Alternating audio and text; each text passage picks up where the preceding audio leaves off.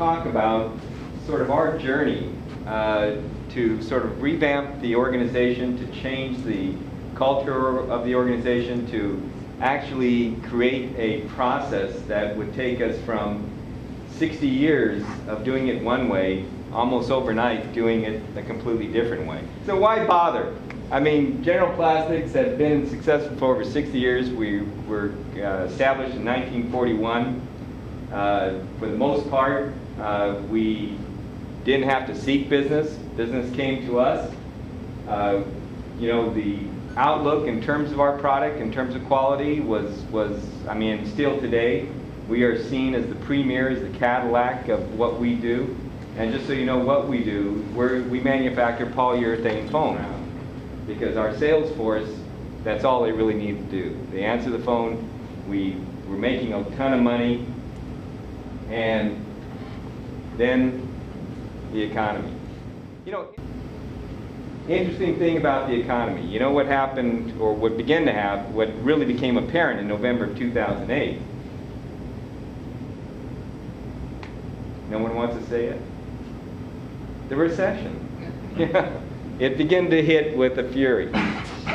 We had been tracking sales in Plant 2 for a number of years and had noticed this steep decline, you know, that was occurring. And as the economy was starting to react to what was going on in the world, we saw an intersection. And the intersection, of course, was November 2008. So what did we do prior to that? Because we were seeing, you know, both lines starting to converge in one another. You know, we started to get ready. Because as the saying goes, you know, the secret of success is not, you know, reacting when you're underwater. It's reacting before the boat sinks. You know, our core specialty was, what was it that we were going to do that, you know, would be something that we could really focus on and really do well. One of the things we discovered in doing some research on what made companies good or great during hard times, not really outside of the book, was to really look at the Great Depression and what happened then. Now, there's a lot of statistics, you know, that will reinforce how bad things were during the Great Depression.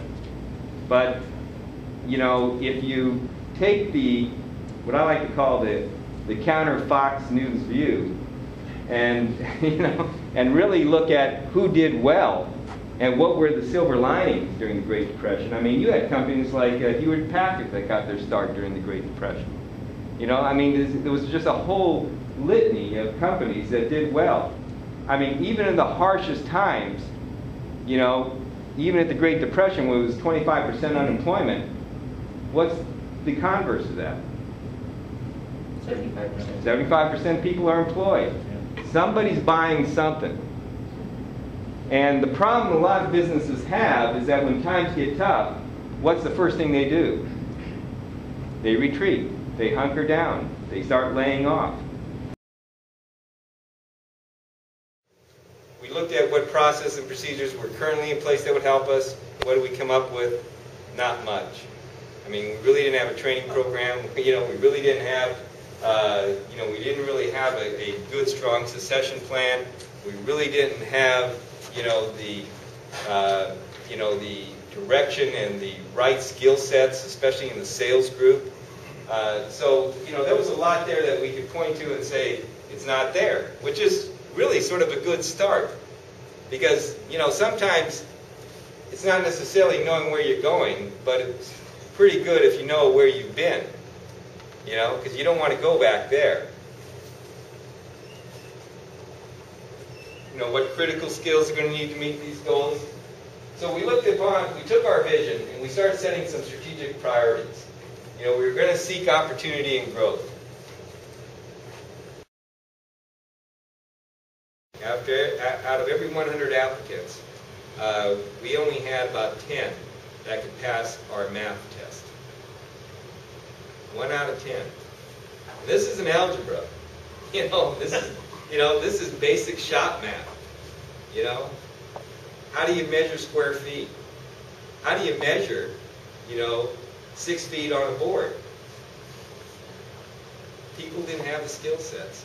And what Workforce Central was able to, in working in conjunction with them, we were able to look at some of the Workforce Investment Act money and some of the workforce training money and really look at helping to craft that so that, people,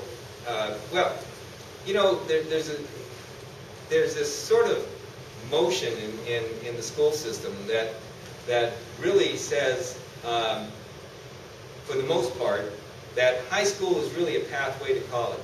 And if you're not going to college, sorry, we can't help you. That seems a little harsh to say, but that's sort of my way of summing it up. I mean, I guess you could say that for the most part, and I don't want to say that they're not trying, because they desperately are, but because of a lack of funds, because of what the ultimate outcome, at least societal-wise, is, and that is that if you don't, that you have to have a college degree to be successful. That's what the schools were geared for. I mean, you're looking at a wide range of skill sets that don't require a college degree, that people are ill-prepared for, or were ill-prepared for, but, through a lot of work and effort, around the community, they are getting prepared for it. And then the business connection was really looking at, helping us identify and assess and sort of call out, that 1 out of every 10, and take that 1 out of every 10 employee that was applying for a job with us, and really trying to find out, what skill sets they were deficient in that maybe they could be enhanced, and who out of that group, either had a good, strong work ethic or needed training to develop a good, strong work ethic. So what happened? Well, we created that collaborative relationship, and as I said, we utilized Workforce Central, and we developed a training program with Tacoma Community College that was a certificate program through the college in manufacturing principles. And the first 25 people that came out of that, just really were a game changer. I mean, you talk about continuous process improvement, because that's part of what they learned in these classes. You talk about proper management skills. You talk about motivational skills that they could use, and coaching skills that they could use with their employees. You talk about, the financial end of it, how to manage expenses and whatnot. They never had to do any of this, prior to this. In fact, it was almost, it was almost a ship, with full sails but no rudder, because we were going where the wind sort of pushed us. We were not going where we wanted to go. And this was a big game changer for us. And that program is still in operation. We have our second round of classes going on right now. In fact, Ron, we're going to need to talk about year 3, because we're going to be going into year 3. We are now beginning a sales training program that will be launched fairly soon here, which is really taking our sales force, because the nature of our product, we need salespeople that have good technical knowledge. So most of our salespeople have chemistry degrees, biology degrees, engineering degrees. So they understand the product. They can help a customer, determine what's the best product for them, or troubleshoot what's going on with that product. What they're lacking are those hardcore sales skills. Tacoma Community College, Workforce Central, and General Plastics received the Governor's Award last year for workplace innovation. And we couldn't have done that alone, but we could only have done that together.